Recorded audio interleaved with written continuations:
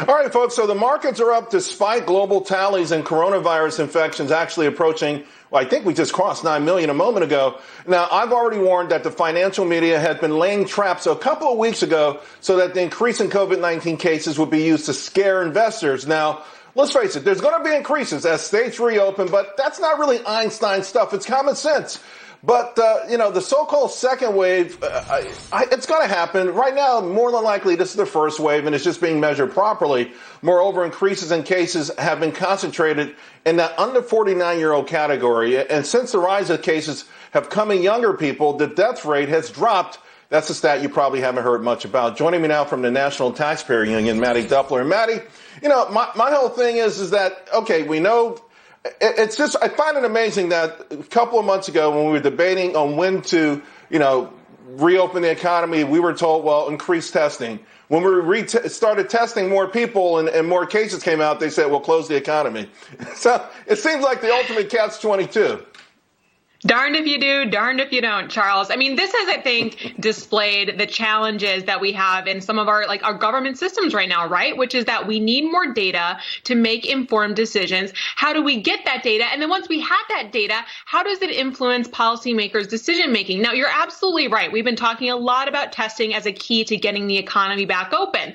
But I think that part of the conversation that we need to be having, too, is how much risk we're willing to tolerate. I think even the admission that economies in some states are willing to open means they're willing to tolerate more risk. If we have the data in front of us that tells us how we can mitigate that risk, that's what states need to be doing. I think it was very telling that the New York Stock Exchange president wrote a really great piece in the Wall Street Journal talking about how they were going to reopen the floor in a way that tried to mitigate risk as much as possible. We need leaders across the country to be doing the exact same thing for their cities and states, saying, listen, we're going to reopen, we're going to do it in a way that is as safe as possible, but acknowledging that there is still some risk to reopening their economies.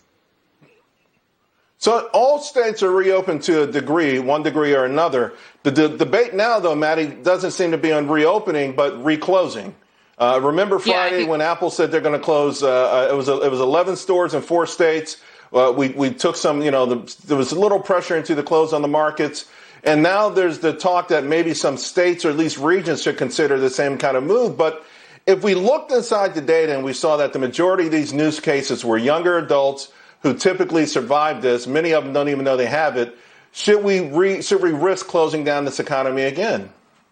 Well, what we want to see is even if infections increase, we want them to be mild cases, which are a product of doing more testing, right? You're catching those people who had mild cases because before you couldn't even get tested unless you had severe symptoms of the disease. So that's a good thing. What we don't want, of course, are hospitals to be overwhelmed, and we don't want that death rate to go up. That's the whole reason we all stayed home. We were told we had to flatten the curve.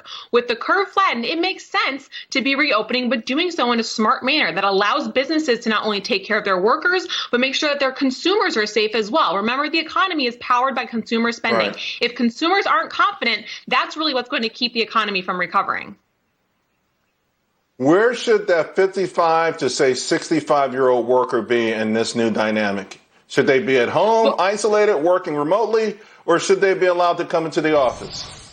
Well, listen, what we've seen is that most workers who are in those upper echelons, those are the workers who are doing white collar jobs. They've probably risen up in management and in leadership. They probably have more flexibility to stay home. As long as they can do their work from home, I see no reason in rushing people back into office spaces that aren't designed to combat this kind of disease. If you can do work from home, I think companies will continue to do that. And we've seen that. A lot of companies saying that they might not even bring people back into the workplace until the end of the year. If that keeps people safe, that keeps the rise of the infections down. I think that's a smart decision.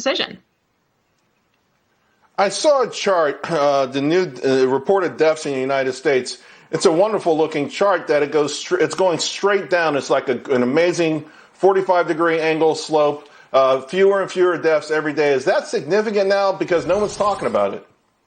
I would assume that it is. Again, the point is that if we're doing more testing, we're keeping hospitalizations at bay, it would follow that deaths will continue to drop as well. That is a lagging indicator after all of the new exposure that we maybe have seen as states start to reopen. We want to make sure that that number stays low. But if it does, it certainly doesn't make sense to me to talk about closing down the economies again, because what we know about closing down the economy is that it's very hard to get it restarted. So right now we need to be focused on how we reopen the economy in a manner that is safe, as a way that gives business owners certainty and allows workers to get back to work while they can still protect their own health, whether that means working from home or going back into situations where they have PPE, social distancing, and other ways of mitigating the rise of the disease.